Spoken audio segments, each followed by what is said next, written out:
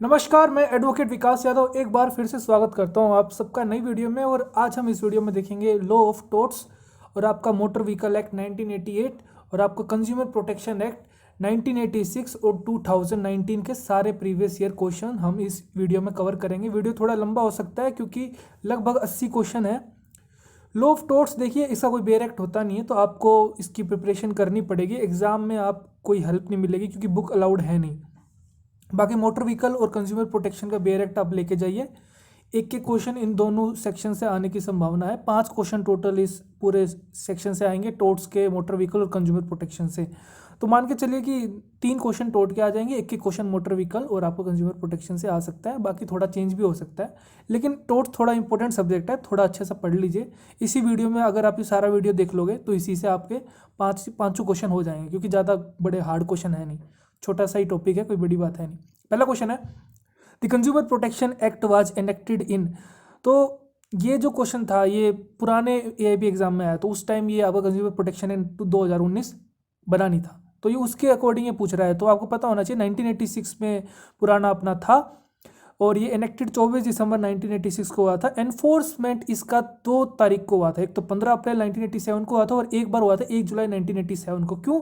जो 15 अप्रैल को हुआ था उसके अंदर चैप्टर 1, 2, 4 इन 3 चैप्टर्स को एनफोर्स किया गया था जो, और 1 जुलाई 1987 को जो किया गया था एनफोर्समेंट, वो चैप्टर 3 का किया गया था। ये आपका बेयर एक्ट में दिया हुआ है, फुटमार्क में अगर आप देखोगे तो ये साफ साफ मेंशन है। Appeal against the awards of claims tribunal under the motor vehicle act 1988। जो मोटर व्हीकल आप एक्ट होता है उसके अंदर एक ट्रिब्यूनल होता है, मोटर व्हीकल क्लेम ट्रिब्यूनल हमें कहते हैं, MACT भी कहते हैं हम, मोटर एक्सीडेंट क्लेम ट्रिब्यूनल। तो उसके अंदर आप देखोगे अगर आपको अपील करने की बात पूछ रहा है तो 173 सेक्शन में ये बात कही गई है। आप हाई कोर्ट में क्लेम ट्रिब्यूनल का आप जो ऑर्डर आया उसको हाई कोर्ट में अपील कर सकते हो। ये पूछ रहा था कौन से सेक्शन में कहा गया, तो सेक्शन 173 आप इस एक्ट का खोलोगे तो उसमें ये बात कही गई है। The amendment in Motor Vehicle Act in 1994, the compensation in case of death of a person। तो 1994 में अमेंडमेंट किया गया है इस एक्ट में, और उसमें आप देखोगे कि उस टाइम जब अमेंडमेंट किया गया था तो उस टाइम कंपनसेशन 1994 में 50,000 रखी गई थी अगर डेथ हो जाती है तो। लेकिन अब ये जो प्रोविजंस थे डिलीट कर दिए गए हैं, अब ऐसा कुछ नहीं है पूरा, क्योंकि ये समय के साथ साथ सिचुएशन बदलती रहती है। उस टाइम अमाउंट कुछ और थी और अब ये देखा जाता है, डिग्री देखी जाती है ना भाई, एक्सीडेंट में कितना नुकसान हुआ है, आदमी कमाने वाला कितना था, कमाने वाला परिवार में एक इंसान था क्या, कौन सी जॉब करता था, गवर्नमेंट जॉब करता था, प्राइवेट जॉब करता था। तो बहुत सी चीज़ों को देख के, डिग्री को देख के फिर अब अमाउंट डिसाइड करी जाती है। पहले इतना कुछ था नहीं, लेकिन धीरे धीरे सुप्रीम कोर्ट ने केसेस को एनालाइज किया, उसके बाद इन्होंने जो फिक्स अमाउंट थी उसको ओमिट कर दिया। Under the vicarious liability, the liability is, vicarious liability सबको आपको पता है कि ज्वाइंट और सेवरल लाइबिलिटी होती है। तो इसके अंदर जो भी आपके मास्टर्स और आपके सर्वेंट होते हैं और आपके जितने भी पार्टनर्स होते हैं पार्टनरशिप फर्म में, और आपका प्रिंसिपल और एजेंट होता है, ये एक दूसरे के लिए वाइकेरियस लाइबल होते हैं। In torts in case of defamation, defamation देखिए इसके अंदर इंटेंशन की जरूरत नहीं होती, यानी कि जहाँ पे हम ये बोलते हैं कि भाई जो आपका गिल्टी माइंड होना जरूरी नहीं है डिफेमेशन के लिए, तो इसके अंदर आपका इंटेंशन बिल्कुल नेसेसरी नहीं होती है। डिफेमेशन 2 टाइप के होते हैं, लाइबल और स्लेंडर। लाइबल आपका थोड़ा स्ट्रिक्ट होता है, ये परमानेंट और पब्लिकेशन, इसके अंदर आप किसी के बारे में कोई चीज़ आप पब्लिश कर देते हो, कोई चीज़ किसी भी तरीके से, आप इलेक्ट्रॉनिक के जरिए या फिर न्यूज़पेपर के जरिए, मैगजीन के जरिए, तो जैसे आई से विजिबल है इस टाइप का अगर आप कुछ करते हो तो वो सिविल और क्रिमिनल दोनों के अंतर आता है। लेकिन जो स्लेंडर होता है वो टेम्परेरी होता है, यानी कि आपने उसको पब्लिश नहीं किया, टेम्परेरी कोई चीज़ है, ओरली उस चीज़ को बोला है, केवल आप उसको सुन पा रहे हो किसी के थ्रू या आपने किसी को बोला है। तो ये इंटरनेशनल अगर हम देखें डिफेमेशन के लॉ में तो ये सिविल क्राइम है, लेकिन इंडिया में ये सिविल भी है, क्रिमिनल भी है। थोड़ा सा एक्स्ट्रा मैंने बता दिया डिफेमेशन के रिगार्डिंग, अगर क्वेश्चन आता है तो आप इससे कर सकते हो। अपने क्वेश्चन में यही पूछा था कि भाई डिफेमेशन के लिए इंटेंशन जरूरी होती है नहीं, मतलब गिल्टी माइंड, तो गिल्टी माइंड जरूरी नहीं होता। अगर आपने किसी के बारे में कुछ गलत वगैरह उसको बदनाम करने की कोशिश करी है तो फिर आपको उसका मतलब भुगताना करना पड़ेगा। Consumer protection act 1986 is predominantly based on United Nation General Assembly resolution with due negotiation in. तो ये आपका देखिए 1985, 16 अप्रैल 1985 में अब देखो जनरल असेंबली में इसको देख के ही हमने फिर अपना 1986 में अपना कंज्यूमर प्रोटेक्शन एक्ट बनाया था। लेकिन उसके बाद इसको और एक्सपेंड किया गया, जो जनरल असेंबली वाला था उसको economic and social council resolution बनाया 1999 में, तो उसको और रिवाइज किया गया। फिर उसके बाद और उसको रिवाइज किया गया 2015 में जनरल असेंबली के द्वारा।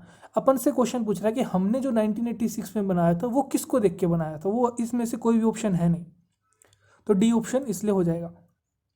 कॉन्ट्रीब्यूटरी नेग्लिजेंस, कॉन्ट्रीब्यूटरी नेग्लिजेंस वहाँ पे होता है जब जहाँ पे भी देखिए कोई एक्सीडेंट वगैरह होता है, तो वहाँ पे अगर कोई सामने वाला इंसान ये प्रूव कर देता है कि हाँ भाई सामने वाले इंसान की भी बराबर गलती थी, उसकी नेग्लिजेंस की वजह से भी एक्सीडेंट हुआ है, तो फिर वो कंट्रीब्यूशन में हो जाता है कि भाई 50-50, कुछ आप दो कुछ हम देंगे, या फिर अगर मेरी तरफ से ज़्यादा हो रहा है तो मैं कुछ कम दूंगा, तो कंट्रीब्यूशन हो जाता है। यानी कि the failure by a person to use reasonable care for the safety of either of himself और हिज प्रॉपर्टी।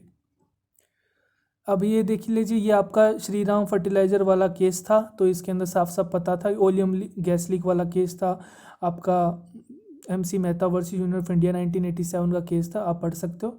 ये क्वेश्चन 5-6 बार आया हुआ है, तो काफ़ी इंपॉर्टेंट क्वेश्चन है, एक बार पॉज करके पूरा पढ़ लेना। A tort is a civil wrong for which the remedy is an action for unliquidated damage। unliquidated damage मतलब प्री डिसाइडेड नहीं होते, जैसे कॉन्ट्रैक्ट में प्री डिसाइडेड होता है कि अगर आपने ब्रीच ऑफ कॉन्ट्रैक्ट किया तो आपको इतनी अमाउंट देनी पड़ेगी या आपको ये काम करना पड़ेगा। इसमें ऐसा कुछ डिसाइड नहीं होता, इसमें ड्यूरिंग प्रोसीडिंग ही डिसाइड होता है कि हाँ भाई जजमेंट के दौरान कि हाँ भाई क्या आपको अब करना पड़ेगा। तो अनलिक्विडेटेड डैमेजेस होते हैं इसके अंदर, and which is not exclusively the breach of contract और ब्रीच ऑफ ट्रस्ट और breach of other merely equitable obligation. ये बात किसने बोली थी, ये डेफिनेशन टोर्ट की किसने दी थी, सैलमन ने दी थी। तो आप थोड़ा याद कर लीजिए, काफ़ी बार आई है, UGC नेट के एग्जाम में भी काफ़ी बार आई है ये। Under section 20 of motor vehicle act, if A person is convicted of an offence punishable under section 189 motor vehicle act, the court shell ordinary order for. तो कुछ नहीं करना, सेक्शन 20 खोल लीजिए, उसके अंदर आप देखोगे तो जो क्लोज 3 है उसके अंदर साफ साफ लिखा हुआ है कि जो आपका कोर्ट होता है वो डिस्क्वालिफिकेशन ऑफ पर्सन कर सकता है। तो option D is the right answer. Screen पे मैंने कटआउट लगा दिया। Consumer protection act was brought into operation in the year, तो ये आपका आया था 1987 में, एनफोर्समेंट इसकी हुई थी, ये हम सबको पता है।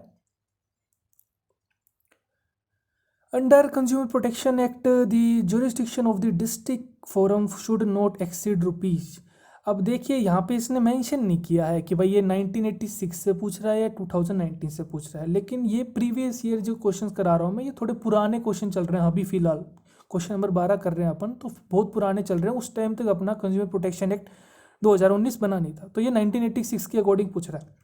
तो उस टाइम के एक 1986 के बेयर एक्ट में देखेंगे तो सेक्शन 11 आप खोलिए, सेक्शन 11 में आप देखोगे तो डिस्ट्रिक्ट फोरम की जो जुरिस्डिक्शन थी, पेक्यूनरी जुरिस्डिक्शन थी, वो ये थी कि 20 लाख से ज़्यादा की अमाउंट नहीं होनी चाहिए, 20 लाख से कम कम के सारे केसेस डिस्ट्रिक्ट फोरम देखता था। लेकिन 2019 का जब हमने कंज्यूमर प्रोटेक्शन एक्ट बनाया तो उसके अंदर सेक्शन 34 में jurisdiction of district commission define करी गई, तो वहाँ पे अब 1 करोड़ की लिमिट है, तो देखिए 5 गुना बढ़ा दिया गया।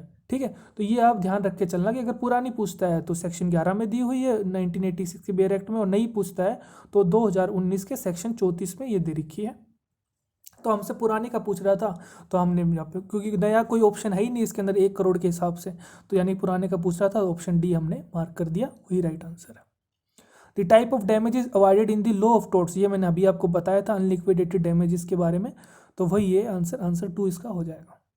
SB versus white is an example of, SB versus white के केस पहले आप समझिए उसमें हुआ क्या था। उसमें यह था कि एक पर्सन का जो राइट था वोट करने का वो उसको नहीं दिया गया था किसी कारणवश, भले ही जिसको वोट करना चाह रहा था वो जीत जाता है, उसको कोई डैमेज नहीं होता है उसके वोट नहीं करने से। तो यहाँ पे ये बोला गया था कि भले ही डैमेज ना हो, लेकिन यहाँ पे जो इन्फ्रिजमेंट हुआ है उसका लीगल राइट कोलेशन हुआ है, यानी इंजूरिया हुआ है, इंजूरिया साइन डेमनम। इंजूरिया का मतलब होता है infringement of legal right, sine का मतलब होता है विदाउट, डेमनम का मतलब होता है सब्सटेंशियल हार्म होती हो या लॉस हो या डैमेज हो। तो इंजूरिया साइन डेमनम मतलब infringement of legal right without substantial harm, loss और डैमेज। तो इंजूरिया साइन डेमनम का leading case SB versus white था, और जो डेमनम साइन इंजूरिया का लीडिंग केस है वो आपका ग्लूस्टर ग्रामर स्कूल वाला केस है, वो भी क्वेश्चन अभी आएगा, अपन देखेंगे। The supreme court of India invoke the principle of absolute liability on an enterprise carrying on business with hazardous and inherently dangerous toxic chemical Shri Ram fertiliser case, oleum gas leak case, उसी के regarding था ये। मतलब ये जो line पढ़ोगे ना आपकी भाई, carrying a business with hazardous and inherently dangerous toxic chemical, तो ये इसी केस के बारे में ये लाइन कही गई थी। ये इन्वायरमेंट में भी, अगर आप इन्वायरमेंट लॉ में भी देखोगे तो ये केस आया था, और यहाँ पे भी टोर्ट्स में भी ये केस एब्सोल्यूट और स्ट्रिक्ट लायबिलिटी को लेके बार बार क्वेश्चन इसके आ रहे हैं, 5-6 बार आप देखोगे। Race Ipsa लोकिटर, race Ipsa लोकिटर maximum है, इसका मीनिंग होता है थिंग्स स्पीक्स फॉर इटसेल्फ। ठीक है, जनरल रूल क्या है? जनरल रूल ये है कि अगर आप किसी पे अगर नेग्लिजेंस का आप आरोप लगा रहे हो कि इसकी नेग्लिजेंस की वजह से मुझे डैमेज हुआ है, तो प्लेंटिफ पे रहता है बर्डन ऑफ प्रूफ करने का। लेकिन जो रेस इप्सा लोकिटर अगर है, यानी कि थिंग्स अपने आप में ही मतलब बता रही हैं कि हाँ भाई ये सामने वाले इंसान की गलती है, तो वहाँ पे प्रिज्यूम कर लिया जाएगा कि भाई यहाँ पे जो नेग्लिजेंस है वो डिफेंडेंट की तरफ से है। तो इस केस में प्लेंटिफ को प्रूव करने की जरूरत नहीं पड़ती है। It is the rule of evidence and that negligence is presumed. A motorcycle with engine capacity not exceeding 50 cc may be driven in a public place by a person। तो ये आपका देखोगे आंसर तो इसका ए हो जाएगा। सेक्शन 4 मोटर व्हीकल एक्ट खोलोगे तो आप 16 साल के होने के बाद आप ये चला सकते हो। According to the Consumer Protection Act, the National Commission shall have the jurisdiction over complaints where the value of the goods services if an any claimed exceeds to। तो ये नेशनल कमीशन का आपका मतलब जुरिडिक्शन पूछ रहा है। तो पुराने बेयर एक्ट के अकॉर्डिंग आपका देखिए सेक्शन 21, उसके अंदर अमेंडमेंट किया गया था 2003 में, तो 1 करोड़ कर दिया गया था। लेकिन ये जो हमसे पूछ रहा है बिना अमेंडमेंट के पूछ रहा है, क्योंकि 1 करोड़ ऑप्शन में है ही नहीं। तो उससे पहले यहाँ पे आप देखोगे, उससे पहले यहाँ पे 20 लाख था, तो इसीलिए ऑप्शन सी यहाँ पे है आंसर। आप फुटमार्क पे क्लिक करोगे तो आपको मिल जाएगा। और जो नई जुरिडिक्शन है वो सेक्शन 58 में ये है, अभी 10 करोड़ तक भी कर सकता है। ये क्वेश्चन आएगा, अब हम देखेंगे आगे वाली वीडियो में। तो ये आपको मिल जाएगा। आपको जुरिडिक्शन डिस्ट्रिक्ट कमीशन का पता होना चाहिए, स्टेट कमीशन का और एक नेशनल कमीशन का। बार बार क्वेश्चन इन्हीं में से आ रहे हैं। Gloucestershire grammar school case is leading case, ये मैंने बताया था आपको, डैमनम साइन इंजूरिया का है। इसके अंदर एक पर्सन दूसरे डिफेंडेंट के अगेंस्ट कहता है कि भाई इसने मेरे स्कूल के सामने स्कूल खोल लिया जिसकी वजह से मुझे काफ़ी नुकसान हो रहा है, तो ये एक प्रकार के डैमेजेस है। लेकिन ये ऐसा कोई डैमेजेस नहीं है, भले उसकी मतलब आप देखोगे कि उसकी कमाई पर असर पड़ रहा है, लेकिन कोई उसका लीगल राइट इन्फ्रिजमेंट नहीं हो रहा है। यानी कि damnum sine injuria substantial loss of harm तो हो रहा है, लेकिन भाई without legal infringement of without legal उसकी वजह से हो रहा है। क्यू फैसिट पर एलियम फैसिट पर से, तो इस मैक्सिम का मीनिंग ये होता है कि an act of agent is the act of principal. Simple सा है, कोई ज़्यादा इसमें दिमाग लगाने बात नहीं है। मैक्सिम इसमें काफ़ी आते हैं एग्जाम में। The concept of privity of a contract, privity of contract आपको पता है कि जिन दो पार्टीज़ के बीच में डील हुई है वही एक दूसरे के अगेंस्ट आप बाद में सूट फाइल कर सकते हैं। लेकिन इस केस में बोला था डोनगू वर्सेस स्टीवेंसन, जो स्नेल्स वाला बोटल स्नेल वाला था, ये बोतल के अंदर स्नेल मिला था, उसके अंदर ये बोला था कि जो मैन्युफैक्चर की जो ड्यूटी है ना वो बायर्स के टुवर्ड्स भी है। ये नहीं कि भाई वो अगर बायर ने अगर जो बोतल ली है वो शॉपकीपर से ली है तो वो मैन्युफैक्चर पे केस नहीं कर सकता, क्योंकि प्रिविटी ऑफ ए कॉन्ट्रैक्ट यहाँ पे है। लेकिन जो प्रिविटी ऑफ ए कॉन्ट्रैक्ट होता है वो टोर्ट से केस में वैलिड नहीं होता। कंज्यूमर डे कब मनाते हैं हम? कंज्यूमर राइट डे हम मनाते हैं 15 मार्च को, तो option A is the right answer. Accountability of medical profession and the need for qualitative change in the attitude of medical service provided by the hospitals was emphasized by the Supreme Court। तो ये मतलब medical negligence के regarding बहुत ही landmark case था, Indian Medical Association versus VP Shantha and other. तो option B is the right answer, आप पढ़ सकते हो। Renewable of driving licence is envisaged under, तो ये ड्राइविंग लाइसेंस आपको रिन्यू करवाना पड़ता है एक टाइम के बाद। अगर मान लो 10-12 साल का आपका था टाइम पीरियड, उसके बाद अगर आपको एक्सपायर होने वाला है तो आप रिन्यू करवा सकते हो सेक्शन 15 के according, renewable of driving licences. In tort, there are two broad categories of activities for which a plaintiff may be held strictly liable।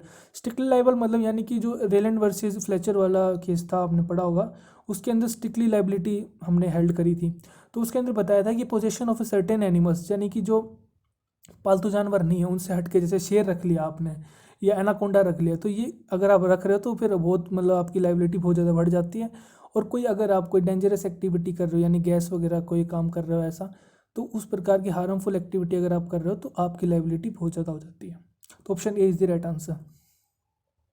Strict liability का जो केस था रेलेंट्स वर्सेस फ्लेचर केस, सबको पता है defendant is liable even if he has no intention, मतलब यहाँ पे guilty mind नहीं देखा जाता, इवन उसकी नेग्लिजेंस भी नहीं हो, लेकिन भाई वो जिम्मेवार रहेगा, क्योंकि आप जो चीज़ ले रहे हो आपको पता है अगर इस छोटी सी भी गलती होगी तो सामने वाली पार्टी को नुकसान होगा। इसमें आप ये नहीं कह सकते, डिफेंस ये नहीं ले सकते कि भाई मेरी नेग्लिजेंस थी नहीं या मेरी कोई इंटेंशन थी नहीं, ये आप इसका डिफेंस नहीं ले सकते। Section 47, Clause 3, Motor Vehicle Act empowers the Regional Transport Authority to limit the number of stage carriers permits, explain the nature of the function exercised। तो यहाँ पे अथॉरिटी की बात करी गई है। अथॉरिटी की बात जब भी हम करते हैं तो एडमिनिस्ट्रेटिव फंक्शन होता है, तो answer C is the, option C is the right answer. Pigeon hole theory, pigeon hole theory देखे थोड़ा समझ लेते हैं हम। साल्मन ने दी थी वो तो बात ठीक है, सबको पता होगा, काफ़ी बार क्वेश्चन आया, बहुत बार आया यूजीसी नेट में, तो बहुत बार क्वेश्चन आया। समझिए कि जो पिजन होल होता है, मतलब सैलमन ने ये कहा था कि अगर आप किसी डिफेंडेंट की कोई भी गलती अगर आप प्रूव कर देते हो कि हाँ भाई ये इस वाले टोट के रीजन में आ रही है और इस वजह से मुझे डैमेज हुआ है, तो फिर आपको कंपेंसेशन मिल जाएगा। यानी कि हम ये कह रहे हैं जो पिजन को पकड़ने के लिए जो जाल होता है उसके अंदर जो होल होते हैं, अगर उसके अंदर पिजन का पैर आ जाता है जब तो वो फंसता है ना, तो वो प्लेंटिव ये कोशिश करता है कैसे ना कैसे किसी भी तरीके से जो भी टोट्स के रिगार्डिंग जो लॉ हैं उसके अंदर ही फिट बैठ जाए। यानी कि नेग्लिजेंस हो गया आपका, वॉलंटरी नॉन फिट इंजीरिया हो गया, रेस इप्सा लोकेटर हो गया। तो जो भी टोट्स के रिगार्डिंग जो भी लॉ है उसके इर्द गिर्द अगर डिफेंडेंट की गलती वो ढूंढ देता है तो फिर उसको आराम से कंपनसेशन मिल जाएगा। According to the Motor Vehicle Act 1988, no person under the age of shall drive a motor vehicle in any public place। 18 इसका यहाँ पे आंसर हो जाएगा। सेक्शन 4 में ये बात साफ साफ लिखी हुई है। According to the Consumer Protection Act 1986, what is the limitation period applicable to the three forms। ये क्वेश्चन देखिए 5-6 बार आएगा, अब इस वीडियो में देखना। मेरा बार बार लेने का मतलब यही है क्योंकि कई बार इसको थोड़ा अलग अलग तरीके से पूछ लिया है। कई बार इसने पूछ लिया डिस्ट्रिक्ट फॉर्म का बता दो, कई बार पूछ लिया स्टेट का बता दो, कई बार पूछ लिया नेशनल का बता दो, कई बार तीनों को इकट्ठा ही पूछ लिया। बाकी इसका जो आंसर दिया हुआ है वो सेक्शन 24A में दिया हुआ है और तीनों का इकट्ठा ही दे रखा है। देखिए district form, state commission and national commission shall not admit a complaint unless it is filed within 2 years. 2 साल के अंदर अंदर ही फाइल होनी चाहिए। 2 साल के बाद अगर फाइल होगी तो एडमिट नहीं करेगा। हाँ, अगर कोई सफिशिएंट रीज़न है तो शायद अलाउ कर सकता है। Any person agreed by an order made by the district forum में prefer an appeal. District forum से अगर किसी से अगर आपको लग रहा है ऑर्डर मेरे हित में नहीं आया तो आप स्टेट कमीशन को कर सकते हो। स्टेट फोरम ने स्टेट कमीशन को ये आपका और विद इन 30 दिन के अंदर अंदर करना होगा आपका। ये साफ साफ लिखा हुआ है section 15 of consumer protection act 1986 में। The National Consumer Dispute Redressal Commission was constituted in the year 1988। Doctrine of civil conspiracy was instated by the House of Lords in, ये आपका देखो लीडिंग केस था क्वीन वर्सेस लिथम। इसके अंदर देखिए जो civil conspiracy होती है वो ये होती है कि हम कुछ लोग मिलके कुछ ऐसी प्लानिंग करते हैं जिसकी वजह से सामने वाली पार्टी का नुकसान हो जाए। कोई भी क्रिमिनल ऑफेंस नहीं होता है, बस उसका नुकसान कराने की कोशिश करते हैं। यानी कि जो इंजूरिया साइन डेमनम होता है ना उसकी वो वहाँ पे लाने की कोशिश करते हैं। Spurious goods under the provision of the consumer protection act 1986। तो आप डेफिनेशन क्लोज खोलोगे सेक्शन 200, उसके अंदर आप देखोगे स्पेरियस गुड्स एंड सर्विसेज का मीनिंग क्या होता है। Goods and services which are claim to be genuine but they are actually not so. तो ये आपका ऑप्शन बी में दिया हुआ है। Who is liable to pay compensation in case of death और परमानेंट डिसेबलमेंट। इसका ऑप्शन देखोगे, आंसर देखोगे तो ऑप्शन ए और डी दोनों होने चाहिए क्योंकि सेक्शन 164 में ये बात लिखी गई है कि owner of the motor vehicle और the authorised insurance shall be liable to pay in the case of death और grievous hurt due to an accident arising out of the use of motor vehicle. तो यहाँ पे option कुछ ऐसा दिया नहीं हुआ, इसलिए मैंने आप पे छोड़ दिया। आप क्या मार्क करोगे? शायद ग्रेस मार्क्स मिलना चाहिए इस पे सब बच्चों को। The essential ingredient of the टोट ऑफ नेग्लिजेंस। देखिए नेग्लिजेंस अगर आप प्रूव करते हो तो आपको सबसे पहले 3 चीज़ प्रूव करनी पड़ेगी कि भाई प्लेंटिफ डिफेंडेंट आपका ड्यूटी कर रहा हो, duty of care towards the plaintiff, उसके बाद उसने कमिट्स किया और ब्रीच किया उस ड्यूटी का, और उसके बाद उसकी वजह से उसको कोई डैमेज हुआ हो। ये तीनों चीज़ें राइट पे क्लिक हो जाएंगी तभी आपको नेग्लिजेंस का डिफेंस मिलेगा, मतलब प्लेंटिव नेग्लिजेंस का डिफेंस ले सकता है और वो डिफेंडेंट फंस जाएगा। तो इसके अंदर आप देखोगे तो option C all of them are essential ingredients of negligence. Vicarious liability, vicarious liability अपन ने पढ़ा था कि प्रिंसिपल और एजेंट के बीच में, मास्टर और सर्वेंट के बीच में, partners of for each other partnership form में। तो all of the above is the answer हो जाएगा इसका। Under the provisions of the consumer protection act 1986 the period of limitation for filing complaint before the national. अब देखिए मैंने बताया था ना कि अलग पूछ लिया इसने, इस बार इसने नेशनल कमीशन का ही पूछ लिया खाली लिमिटेशन पीरियड, जो सेक्शन 24A में दिया गया है कि 2 साल होगा। ये देखिए यहाँ पे लिखा हुआ है, थोड़ा सा घुमा के पूछ लिया, लेकिन अपन को पता है कि 24A में तीनों के बारे में पूछ रखा है, तो और वर्ड इसीलिए यूज़ किया है, ठीक है। Grievous hurt under the motor vehicle act, grievous hurt motor vehicle act में सेम होगा जो आईपीसी में बता रखा है, कोई ज़्यादा वाली बात थी नहीं इसमें। Complaint means the allegation in writing made by the complainant, ठीक है। कंप्लेंट आप देखोगे सेक्शन 2C खोलिए आप 1986 का, उसके अंदर आप देखोगे कि कंप्लेंट का मीनिंग क्या होता है कि भाई unfair trade practice of restrictive trade practice, तो यही पूछ रखा है इसने सारा का सारा। ऑप्शन डी इसका आंसर हो जाएगा। सारे के सारे A B C सारे के सारे इंग्रेडिएंट्स इसमें से कंप्लेंट वाले इसने दे दिए, तो D all of the above is the right answer. Which one of the following is known as the consumer disputes redressal agency, district forum भी होती है, स्टेट कमीशन भी होती है, नेशनल कमीशन भी होती है। Option D all of the above. Section 9 में ये बात साफ साफ लिखी गई है, establishment of consumer Dispute redressal agencies, they shall be establishment of purpose for this. देखिए डिस्ट्रिक्ट फोरम है ए के अंदर, बी के अंदर स्टेट कमीशन है, सी के अंदर आपका national Consumer Dispute Redressal commission है, NCDRC, ठीक है, इसको ऐसे बोलते हैं NCDRC शॉर्ट फॉर्म में। Where the complaint alleges a defect in the goods which cannot be determined without proper analysis or the sample of goods provided to the appropriate liability for the with such type of case finding। आप देखोगे section 13(1)(c) खोलो ये, उसके अंदर आप देखोगे कि 45 days के अंदर अंदर करना होता है। मोटर व्हीकल एक्ट 1939 अपना 1988 से पहले 1939 मोटर व्हीकल एक्ट था, उसको फोर्स किया गया था 1940 में। Dealer includes a person who is engage, dealer देखिए मोटर व्हीकल एक्ट खोलिए आप, डेफिनेशन क्लोज खेलिए 2 क्लोज 8 में आप देखोगे डीलर के अंदर ये चीज़ें होती हैं, सारी की सारी ऑप्शन में दी हुई है, all of the above is the right answer. Section 67 ऑफ मोटर व्हीकल एक्ट 1988, 67 खोल लीजिए, उसके अंदर आप देखोगे state governments power to control the road transport, यही इस 67 में लिखा हुआ है, जो हेडिंग लिखी हुई है वो इसने पूछ ली। इस टाइप के क्वेश्चन बहुत आसान होते हैं, सीधा आपको सेक्शन दिया उसी से आपने क्वेश्चन पूछ लिया हेडिंग वगैरह में से। द टर्म टोट, देखिए टोट आपका फ्रेंच वर्ड है, ठीक है, फ्रेंच वर्ड होता है टोट, और टोटम आपका लेटिन वर्ड है। समझ लेते हैं, थोड़ा सा अच्छा क्वेश्चन है।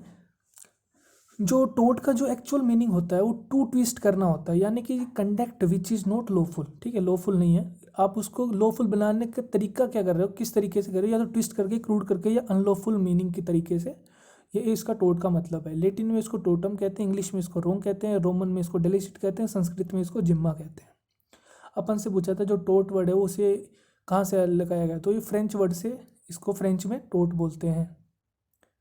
इन टोट व्हाट इज वाइकेरस लाइबिलिटी, वाइकेरस लाइबिलिटी देख रहे हो आप, चौथी बार क्वेश्चन आ रहा है, तो इसके अंदर क्या होता है, person is generally liable for his own wrongful act, नहीं, a person is liable for the wrongful act done by the other person, B option is the right answer. Under section 21F खोलिए, consumer protection act 1986 का, उसके अंदर defect का दिया हुआ है, defect की मीनिंग देखिए, डिफेक्ट आप देखोगे तो इसके अंदर क्वालिटी, क्वांटिटी, पोटेंसी, प्योरिटी और स्टैंडर्ड, सारे के सारे ऑप्शन मैच कर रहे हैं। बहुत ही आसान क्वेश्चन है, मैंने कल भी बताया था आपको कि आपके 100 क्वेश्चन आएंगे तो 15 से 20 क्वेश्चन डेफिनेशन क्लोज से हो जाएंगे, कोई दिक्कत वाली बात है ही नहीं। क्या पता किस्मत अच्छी हो तो 20 से ऊपर भी हो जाए, लेकिन 15 तो एटलीस्ट आएंगे ही आएंगे। विच of the following falls under the categories of act of God, act of God को हम अगर लेटिन उसमें बोले, लेटिन मैक्सिम में, तो विस मेजर कहा जाता है कि भाई प्रकृति के आगे किसकी चलती है, तो ये जो डिफेंस होता है ना, ये डिफेंस डिफेंडेंट लेता है कि भाई मेरी इसमें नेग्लिजेंस नहीं है, अब मैं क्या करूं, अगर भगवान ने बहुत भयंकर स्ट्रॉम लिया या साइक्लोन लिया या फिर बहुत ही भयंकर तरीके से बारिश हो गई कि भाई 10 घंटे से बारिश हो ही जा रही है, रुक ही नहीं रही, जिसकी वजह से कुछ डैमेजेस हो गया प्लेंटिफ को, तो इसके अंदर सारे ऑप्शन देखोगे, all of the above is the valid options for act of God, तो all of the above is the answer हो जाएगा इसका। डेफिनेशन ऑफ कंप्लेनेंट की डेफिनेशन कंज्यूमर प्रोटेक्शन एक्ट देखोगे तो 21B में दे रखी है, बस यही आपसे पूछ रहा था, option A is the right answer. English case Rylands versus Fletcher, ये अपन ने बताया था, यहाँ पे इसने गलत दे रखा है, ये इसने स्ट्रिक्ट लाइबिलिटी ऑप्शन में नहीं दे रखा है, तो स्ट्रिक्ट लाइबिलिटी इसका आंसर आएगा, सब बच्चों को ग्रेस मार्क मिलेगा। MC Mehta versus union of India 1987 Shriram fertiliser case, oleum gas leak case, वो एब्सोल्यूट लाइबिलिटी पे बेस था, और रेलैंड वर्सेस फ्लेचर आपका स्ट्रिक्ट लाइबिलिटी पे बेस है। ये क्वेश्चन UGC नेट में बहुत बार आया, केवल केस का नाम देके पूछ लेगा कौन सी लाइबिलिटी पे बेस था, तो आपको पता होना चाहिए कौन सी लाइबिलिटी पे बेस था। An appeal against order passed under the section 27 consumer protection act 1986 by the national commission के अगर ऑर्डर आ गया है तो उसकी अपील आप सुप्रीम कोर्ट में फाइल कर सकते हो, सेक्शन 23 में ये बात कही गई है। State governments power to control the road transport, ये देखिए दोबारा रिपीट हुआ है, 67 में ये बात कही गई है, अपन ने अभी किया था क्वेश्चन। इन टोट of a conspiracy the purpose of combination must be, तो कॉन्स्पिरेसी जो सिविल कॉन्स्पिरेसी करते हैं टोर्ट के अंदर, तो उसके अंदर मेन मकसद यही रहता है कि इंजूरिया साइन डैमनम हो जाए, ठीक है, यानी कि उसका हम लीगल राइट वोलेट करना चाह रहे हैं, तो वो जब भी वो टोर्ट मानी जाएगी, है ना। तो इसके अंदर आप देखोगे कि दूसरे पर्सन को हार्म पहुंचाने के लिए कॉन्स्पिरेसी करी जाती है। The Latin word res ipsa loquitur, फिर से आ गया thing speaks its story itself, ठीक है। तो वो आपका लेस इप्सा लोकेटर होता है। इसके अंदर प्लेंटिफ को बहुत बड़ा फ़ायदा मिलता है। प्लेंटिफ के लिए मतलब बहुत बढ़िया मैक्सिम है ये, डिफेंडेंट के बेचारे के पर खच्चे उड़ जाते हैं अगर ये प्रूफ हो जाता है तो, क्योंकि उसको फिर डिफेंस मिलता नहीं है, क्योंकि ये प्रिज्यूम नेग्लिजेंस माना जाता है इसके अंदर कि हाँ भाई डिफेंडेंट की गलती थी। अब बर्डन ऑफ प्रूफ डिफेंडेंट के ऊपर है। अगर रेस इप्सा लोकेटर नहीं होता तो बर्डन ऑफ प्रूफ प्लेंटिफ के ऊपर होता कि भाई आप नेग्लिजेंट प्रूव करो डिफेंडेंट की, लेकिन अब बर्डन ऑफ प्रूफ डिफेंडेंट की है। अब वो ये प्रूव करेगा कि मेरी नेग्लिजेंट नहीं थी। तो ऐसे पढ़ोगे तो चीज़ों को समझ में आएगा, जितना मैं बता सकता हूँ, क्योंकि भाई ज़्यादा डिटेल में अभी नहीं बता सकते, जितना बनता है उतना आप समझ लो, कोई ज़्यादा हार्ड एग्जाम ये है नहीं। तो जो वॉलंटरी नॉन फिट इंजूरिया है उसके अंदर ये होता है कि डिफेंस ऑफ कंसेंट होता है, यानी कि अगर आपने किसी चीज़ की सहमति दी है रिस्क लेने के लिए, तो बाद में आप फिर ये नहीं कह सकते कि हाँ भाई आपने ऐसा कर दिया, आपकी वजह से मेरे को नुकसान हुआ है। तो यहाँ पे वॉलंटरी नॉन फिट, यहाँ पे भी ये एक डिफेंडेंट का एक्सक्यूज है, डिफेंडेंट का डिफेंस है। तो ये ऑप्शन बी वाला जो है वो वॉलंटरी नॉन फिट इंजूरिया का है। थोड़ा एक्सप्लेन कर दिया मैंने डिटेल में, बाकी अपना आंसर पूछ रहा था रेस इप्सा लोकेटर, तो वो ऑप्शन ए के अकॉर्डिंग हो जाएगा। In which of the following cases the principle of common employment was evolved for the first time, ये आपका देखोगे तो आपका प्रेस्ली वर्सेस फॉलर वाले केस में ये बात कही गई थी कॉमन एम्प्लॉयमेंट के रिगार्डिंग, कि भाई जो आपका एम्प्लॉयर होता है वो लाइबल नहीं होगा इंजरीज के लिए अगर उसका कोई एम्प्लॉय दूसरी को इन कोर्स ऑफ ट्रांसपोर्ट इंजरी पहुंचाता है। तो यही इस केस में कही गया था। Which one of the following is leading case of injuria sine damnum, injuria sine damnum का एचपी वर्सेस वाइट है, और आपका जो ग्लूस्टर ग्रामर वाला केस स्कूल वाला केस था वो डैमनम साइन इंजूरी का लीडिंग केस है। बार बार क्वेश्चन आता है हर एग्जाम में, याद कर लो इसको।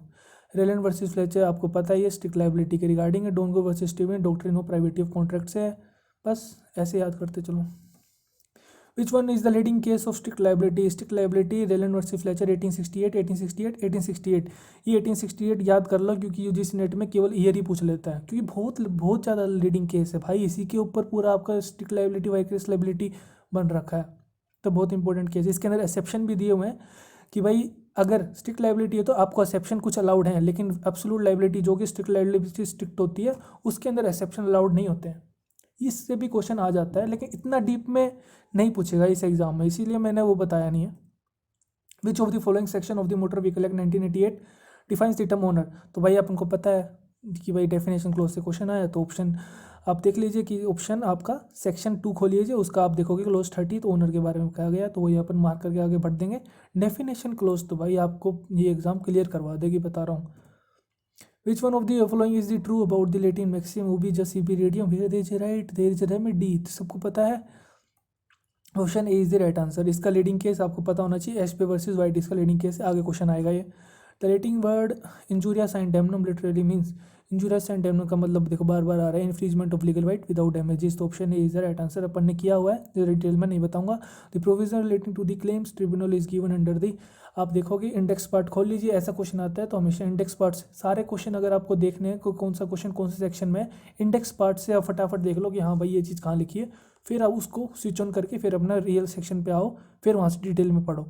ये वाली चीज़ आपको इंडेक्स से पता लग जाएगी, क्योंकि वही पूछ रहा है ये कि सेक्शन 165 से 170 होना चाहिए था मेरे अप्रोप्रिएट, लेकिन मोस्ट अप्रोप्रिएट ऑप्शन ए ही लग रहा है मेरे को, तो इसीलिए ऑप्शन ए यहाँ पे दे दिया है इसमें।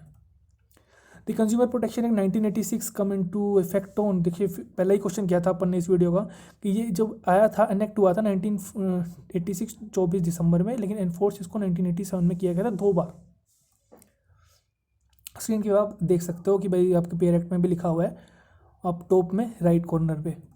विच one of the following section of consumer protection 1986 define, consumer caution section में बताया गया है भाई, आप डेफिनेशन क्लोज देख लो, उसके अंदर पता हुआ है 21D में ये बात लिखी गई है, तो option D is the right answer. Pose करके कंज्यूमर के बारे में पूरा पढ़ सकते हो, क्योंकि कंज्यूमर पता होगा तो तभी आप ये बेयर एक्ट अच्छे समझ पाओगे, क्योंकि बेयर एक्ट का नाम ही है कंज्यूमर प्रोटेक्शन एक्ट, तो कंज्यूमर पहले अच्छे समझ लो कंज्यूमर किसे कहा जाता है। डिटेल में मैं नहीं बता रहा, क्योंकि क्वेश्चन इतना डिटेल में पूछेगा नहीं इस एग्जाम में, लेकिन अगर आप थोड़ा सा और किसी एग्जाम की तैयारी करते हो उसमें टोट आता है, तो इस वाले क्लोज से बहुत क्वेश्चन बन जाते हैं। विस मेजर मीन ये आपको पता ही है, एक्ट ऑफ ए गॉड होता है according to the classical doctrine of act of state, ठीक है। Act of state in law of torts means, तो भाई जो इसके अंदर क्या करता है, जो आपको म्यूनिसिपल कोर्ट है ना वो इंटरफेयर नहीं कर सकता है। An act of a sovereign power of a country that can not be challenge control और interfere by the municipal courts. तो option A is the right answer. In torts, all person who aid or counsel or direct or join in the committal of a wrongful act are known as joint tortfeasor, यानी joint liability, vicarious liability। MC Mehta versus union of India 1986, Shri Ram food fertiliser case, oleum gas leak case भी कहा जाता है। इसका option A is the right answer. Absolute liability होती है stricter than the strict liability, इसके अंदर कोई एक्सेप्शन आपको दिया नहीं जाता है। और इसके अंदर एक और डिफरेंस है कि एब्सोल्यूट लाइबिलिटी में एग्जेम्पलरी डैमेजेस दिए जाते हैं, स्ट्रिक्ट लाइबिलिटी में वो नहीं दिए जाते हैं। और एक और है, चलो सुन ही रहे हो तो सुन लो ये भी, कि भाई इन्वायरमेंट प्रोटेक्शन के अंदर हम देखें तो एक आता है ना पोल्यूटर पेज प्रिंसिपल, तो वो भी एब्सोल्यूट लाइबिलिटी के अंदर आता है, स्ट्रिक्ट लाइबिलिटी में वो इतना नहीं आता। The National Consumer Dispute Redressal Commission was constituted इन, फिर से क्वेश्चन आ गया दूसरी बार, 1988 में किया गया था। What is the limitation period applicable to the three forms, फिर से आ गया, देखो मैंने आपको बताया था सेक्शन 24A। याद हो जाने चाहिए क्वेश्चन, देखिए जो रिपीट क्वेश्चन हो रहे हैं वो तो याद ही हो जाने चाहिए आपको। According to section 2 of motor vehicle act 1988, the term motor cab, section 2 खोल लो डेफिनेशन क्लोज का, तो उसके अंदर आप देखोगे कि मैक्सिमम 6 पर्सन बिठा सकता है। मोटर कैब में दिया हुआ है कि ड्राइवर को हटा के 6 पर्सन होने चाहिए, पैसेंजर होने चाहिए, उससे ज़्यादा अगर होते हैं तो मोटर कैब नहीं मानी जाएगी। The national commission consumer protection act is composed of, composition के बारे में क्वेश्चन पूछ लिया है, सेक्शन 20 खोल लीजिए इसका, और उसके अंदर आप देखोगे प्रेसिडेंट और 4 मेंबर इसके अंदर होते हैं, कुल 5 मेंबर हो गए हैं। The rule of strict liability, ये स्ट्रिक्ट लाइबिलिटी के लिए rail versus Fletcher, rail versus Fletcher. Absolute liability के लिए आपका MC Mehta versus union of India 1986। The rule of the last opportunity was laid down in, last opportunity rule आपका देखिए Davis versus man 1882 में कहा गया था। वो लास्ट अपॉर्चुनिटी रूल होता क्या, वो समझिए कि जब एक्सीडेंट हो रहा होता है और ये प्रूव हो जाता है कि हाँ भाई दोनों की कंबाइंड नेग्लिजेंस थी, यानी कॉन्ट्रीब्यूटरी नेग्लिजेंस थी, तो वो पर्सन लाइबल होगा जिसके पास लास्ट में ये अपॉर्चुनिटी थी कि अगर वो अपनी सूझ से, समझदारी से अगर कोई स्टेप लेता तो एक्सीडेंट बच सकता था, तो उसे हम बोलते हैं लास्ट अपॉर्चुनिटी रूल। अब पूछ रहे हैं कि भाई ये एक्सीडेंट हो गया तो एडवोकेट के नाते क्या एक करेक्ट अप्रोच रहेगी ऐसी सिचुएशन में, तो सिंपल सी बात है, आप पुलिस को कांटेक्ट करोगे, पुलिस FIR लिखेगी, उसके बाद फिर आप पेटिशन डालोगे। सेक्शन 166 इस मोटर व्हीकल एक्ट ने आपका जो है 1988 के अंडर, उसके बाद आपका सम्मन जाएगा इंश्योरेंस कंपनी को जो थर्ड पार्टी इंश्योरेंस देती है। हाँ, the principle of EBA remedium was recognised in HP versus White, मैंने आपको बताया था, ये इसका लीडिंग केस है, इस केस के बारे में अपन डिस्कस ऑलरेडी कर चुके हैं। The National Consumer Dispute Redressal commission under consumer protection act 2019 की बात कर रहा है, तो उसका जुरिडिक्शन पूछ रहा है, जो अपन को पता है 10 करोड़ होता है, ये अपन ने बार बार क्वेश्चन किया है, मैंने अच्छे से आपको बताया था, सेक्शन 58 में ये दे रखा है, स्क्रीन पे आप कटआउट देख सकते हो। लास्ट क्वेश्चन है, under section 41 consumer protection act 2019 an appeal from the order of district commission की अगर अपील करनी है हमें तो स्टेट कमीशन के पास जाएंगे, स्टेट कमीशन की अपील करनी है तो नेशनल कमीशन के पास जाएंगे, नेशनल कमीशन की अपील करनी है तो सुप्रीम कोर्ट के पास जाएंगे। तो आपने से पूछा डिस्ट्रिक्ट कमीशन की अपील करनी है तो स्टेट कमीशन में जाएंगे, ये आपका सेक्शन 41 में साफ साफ दे रखा है, वही इसने सेक्शन 41 से पूछा था क्वेश्चन, बड़े ही आसान क्वेश्चन है, टोट के आप 5 में से 5 क्वेश्चन कर दोगे, अगर ये वीडियो देख लोगे इसी से आपके 4 क्वेश्चन तो सब बच्चे कर ही लेंगे, ठीक है, 5 भी हो जाएंगे अगर किस्मत अच्छी है आपकी, थोड़ा बहुत पढ़ा है आपने। इसी के साथ ही अपने टोट के सारे प्रीवियस ईयर आपके मोटर व्हीकल एक्ट कंज्यूमर के सारे प्रीवियस ईयर कंप्लीट हो गए हैं AIB के एग्ज़ाम के, और लगभग हर एग्ज़ाम में थोड़ा बहुत अगर आपको बेसिक से भी जानना है तो उसके अकॉर्डिंग सारे क्वेश्चन कंप्लीट हो गए हैं। खुश रहिए, मुस्कुराते रहिए, देश का ख्याल रखिए। वीडियो अच्छा लगा तो वीडियो को लाइक करिए। धन्यवाद।